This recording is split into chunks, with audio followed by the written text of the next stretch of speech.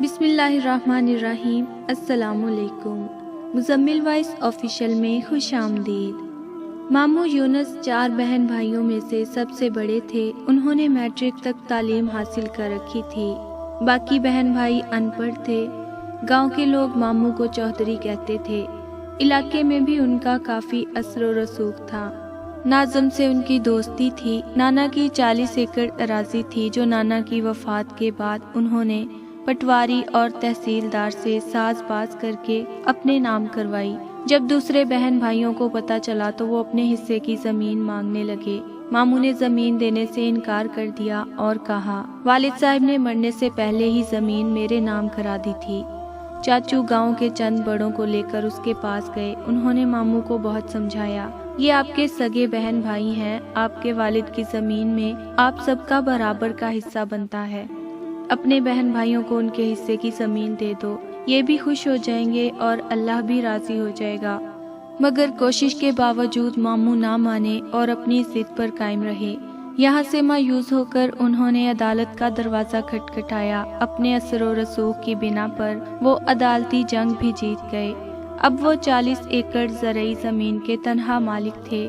ماموں کا ایک ہی بیٹا تھا جو شہر میں تعلیم حاصل کر رہا تھا۔ ایک منشی رکھا ہوا تھا جو ہونے والی آمدنی کا حساب کتاب کرتا تھا۔ زمینوں سے اچھی خاصی آمدنی ہو رہی تھی۔ 40 ایکڑ زمین میں 2 ایکڑ زمین غیر آباد تھی۔ یہاں ایک پرانی قبر تھی۔ لوگوں کا خیال تھا اس قبر میں اللہ کا نیک بندہ دفن ہے یا کوئی غیر مرئی مخلوق رہتی ہے، جس وجہ سے چودھری یونس کی فصل دوسرے لوگوں سے زیادہ اوسط دیتی ہے۔ زندگی صبر اور شکر کی آزمائش ہے۔ جو اس آزمائش میں کامیاب رہتے ہیں، زندگی بس ان کی ہے۔ جو صبر اور شکر کی اہمیت کو نظر انداز کرتے ہیں، وہ اس جہاں میں بھی اور آخرت میں بھی ناکام رہتے ہیں۔ لالچ عقل کو اپنا غلام بنا دیتی ہے۔ ماموں کو بھی زیادہ سے زیادہ کی لالچ رہتی تھی۔ اس نے کئی بار سوچا کہ اس غیر آباد زمین کو بھی آباد کیا جائے تاکہ اسے کاشت کے قابل بنایا جا سکے۔ اس طرح آمدنی میں بھی اضافہ ہوگا۔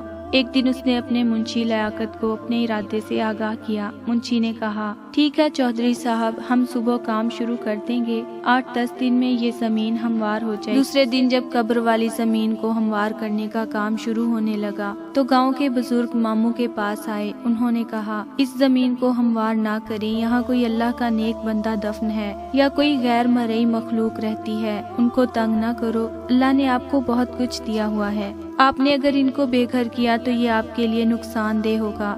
انہوں نے بڑوں کا کہنا مان کر کام روک دیا۔ رات کو ایک نادیدہ قوت ماموں کے پاس آئی جسے دیکھ کر وہ ڈر گئے۔ آپ کون ہیں اور کیا چاہتے ہیں؟ میں کوئی بھی ہوں، آپ کو اس سے کیا غرض؟ آپ کو یہ بتانے آیا ہوں کہ آپ کی غیر آباد اور بنجر زمین ہمارا مسکن ہے۔ آپ نے جو اسے ہموار کرنے کا منصوبہ بنایا ہے اسے اپنے ذہن سے نکال دیں۔ اگر آپ نے ایسا نہ کیا تو آپ کا بہت نقصان ہوگا، آپ کی زمینوں کی آمدنی بھی ختم ہو سکتی ہے۔ یہ کہہ کر وہ کمرے سے نکلا اور فضا میں تحلیل ہو کر ماموں کی نگاہوں سے اوجھل ہو گیا۔ صبح ماموں نے منشی کو اپنے پاس بلوایا، رات والا واقعہ سنایا اور قبر والی زمین کو ہموار کرنے سے منع کر دیا۔ وقت گزرتا رہا۔ ایک دن ماموں کو فالج کا اٹیک ہوا۔ وہ بستر کے ہو کر رہ گئے۔ زمینوں کی دیکھ بھال اب ان کے بس کا کام نہیں تھا، لہٰذا ان کا بیٹا حارث تعلیم ادھوری چھوڑ کر واپس گاؤں آ گیا۔ اب وہ زمینوں کی نگرانی کرتا۔ اپنے باپ کی طرح حارث نے بھی غیر آباد زمین کو ہموار کر کے اسے قابل کاشت بنانے کا ارادہ کر لیا۔ اس سلسلے میں جب اس نے منشی سے بات کی تو اس نے کہا، پہلے بڑے چودھری سے بات کر لیں، انہوں نے یہ زمین آباد کرنے سے منع کیا ہے۔ حارث نے اپنے والد صاحب سے بات کی۔ ماموں نے بتایا، یہاں غیر مرئی مخلوق رہتی ہے اور اپنے ساتھ پیش آنے والا واقعہ بھی بیان کیا۔ یہ جن بھوت والی باتیں سب جھوٹی ہوتی ہیں، ان کا حقیقت سے کوئی تعلق نہیں ہوتا۔ ہم نے اپنی زمین آباد کرنی ہے، کسی کی زمین پر قبضہ تو نہیں کر رہے جو ہمارا نقصان ہوگا۔ اگر یہاں نادیدہ قوتیں یا جن بھوت وغیرہ رہتے ہیں تو وہ کہیں دوسری جگہ جا کر آباد ہو جائیں گے۔ حارث کی باتیں سن کر ماموں پریشان ہو گئے۔ انہوں نے اپنے بیٹے کو بہت سمجھایا مگر وہ نہ سمجھا۔ منشی نے بھی اس کا حوصلہ بڑھایا۔ پھر جیسے ہی ٹریکٹروں نے کام شروع کیا، مغرب کی طرف سے کالی گھٹا اٹھی۔ دیکھتے ہی دیکھتے اس نے پورے گاؤں کو اپنی لپیٹ میں لے لیا۔ ہر طرف گرد و غبار اور اندھیرا چھانے لگا۔ اس طوفان سے صرف مسجد محفوظ تھی، پھر قبر والی جگہ پر زوردار دھماکہ ہوا۔ کام کرنے والے ٹریکٹر کلا بازیاں کھاتے خشک پتوں کی طرح دور جا کر گرے۔ یہی حال ڈرائیوروں اور کام کرنے والے مزدوروں کا تھا۔ ہم آج کسی کو نہیں چھوڑیں گے، ہم تمہارا نام و نشان مٹا دیں گے۔ تم نے ہمارا آرام و سکون برباد کیا، ہمارے بچوں کو مارا، ہم تمہاری نسل کو مار ڈالیں گے۔ یہ آوازیں اس قدر خوفناک اور کرخت تھیں کہ ہر سی روح کو خوف آنے لگا۔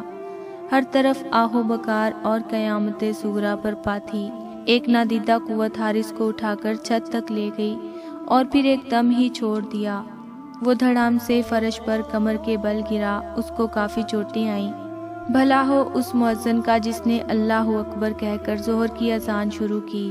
اذان کے کلمات سنتے ہی ہر طرف سکون ہو گیا۔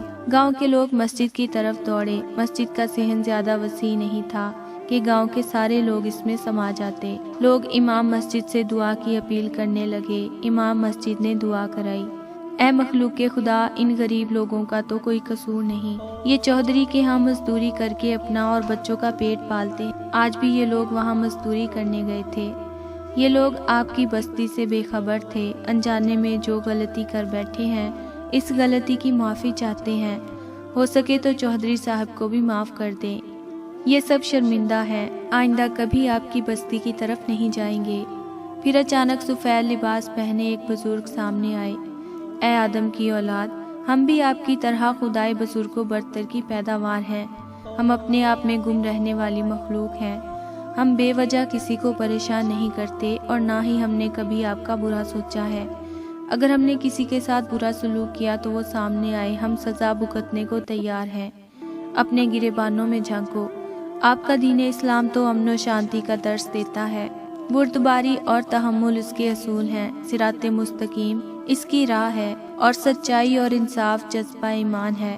چودھری یونس اور اس کے بیٹے کا کردار سب کے سامنے ہے۔ لالچ کی ہوس نے ان کو انسان سے حیوان بنا دیا ہے۔ جھوٹی شان و شوکت بڑھانے کے لیے انہوں نے اپنوں کا حق مارا ہے، بہن بھائیوں کی زندگی عذاب بنا دی۔ جاؤ، ہم نے تمہیں معاف کیا، پھر کبھی بھول کر بھی ہماری بستی کی طرف مت آنا۔ دوبارہ غلطی کی تو ہم معاف نہیں کریں گے۔ یاد رکھو، اس وقت ہم خوف خدا سے آپ لوگوں کو معاف کر رہے ہیں، مگر چودھری یونس اور اس کے بیٹے کو کبھی معاف نہیں کریں گے۔ ان کو ہم تڑپا کر ماریں گے۔ ہم ان کو ضرور سبق سکھائیں گے۔ انہوں نے اپنوں کے ارمانوں کا خون کیا، ہماری بستی کو گرایا۔ یہ معافی کے حقدار نہیں، ان کو معافی اسی صورت میں مل سکتی ہے اگر یہ اپنے بہن بھائیوں کو ان کے حصے کی زمین واپس کریں اور دوبارہ کبھی ہماری بستی کا رخ نہ کریں۔ سب لوگ گردنیں جھکائے ان بزرگ کی باتیں سن رہے تھے اور ان کی دہشت سے ہر کوئی کانپ رہا تھا۔ اب میں جا رہا ہوں، اگر چودھری صاحب نے ہماری بات نہ مانی تو ہم اس کو عبرت کا نشان بنا دیں گے۔ وہ بزرگ چند قدم پیچھے کی طرف اور پھر غائب ہو گئے۔ امام مسجد نے لوگوں کو مخاطب کیا، ہم سے غلطی ہو گئی ہے، اس غلطی کے ازالے کے لیے ہمیں دوبارہ اسی مخلوق کی منت سماجت اور قبر والی جگہ پر خیرات کرنا ہوگی۔ ہمیں ہر حال میں اس مخلوق کو راضی کرنا ہوگا۔ اگر ہم نے ایسا نہ کیا تو پورا گاؤں راکھ کا ڈھیر بن جائے گا۔ اسی وقت گاؤں کے ہر بندے نے اپنی حیثیت کے مطابق امام مسجد کو پیسے جمع کرائے اور شام کو قبر والی جگہ پر خیرات کی گئی۔ ماموں یونس نے اپنے بہن بھائیوں کو وہاں بلوا کر ان کے حصے کی زمین دے دی۔ گاؤں کی رونق پھر سے بحال ہونے لگی، لیکن ماموں کی حالت پہلے سے زیادہ خراب ہو چکی تھی۔ ایسا محسوس ہو رہا تھا کہ ماموں کا آخری وقت قریب آ چکا ہے۔ گاؤں کے بڑے عیادت کے لیے آتے تو وہ مشورہ دیتے، چودھری صاحب اپنے بہن بھائیوں کو راضی کر لو، ان سے معافی مانگ لو۔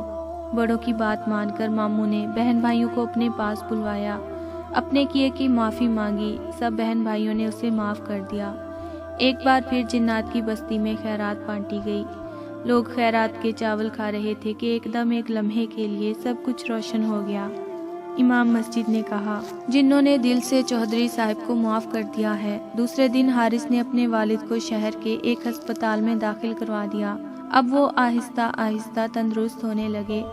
1 ماہ ہسپتال میں رہنے کے بعد وہ گھر آ گئے۔ ماموں اب مکمل طور پر صحت یاب ہو چکے تھے۔